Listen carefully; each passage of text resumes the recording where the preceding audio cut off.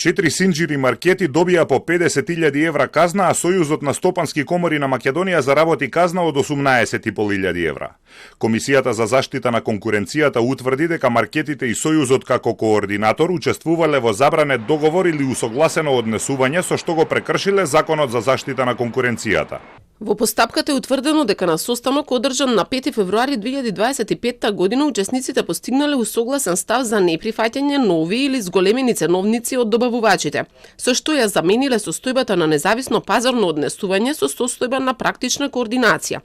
Овој вид на однесување по својата природа представува така наречен by object ограничување на конкуренцијата, кое е забрането без потреба од дополнително докажување на пазарни ефекти.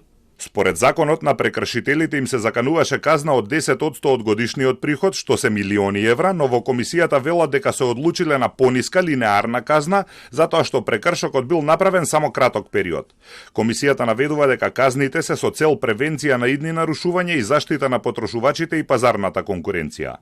Сојузот на стопански комори за истиот случај во мај доби казна од 78.000 денари поради давање неточни, нецелосни податоци и податоци кои може да ја доведат во заблуда комисијата.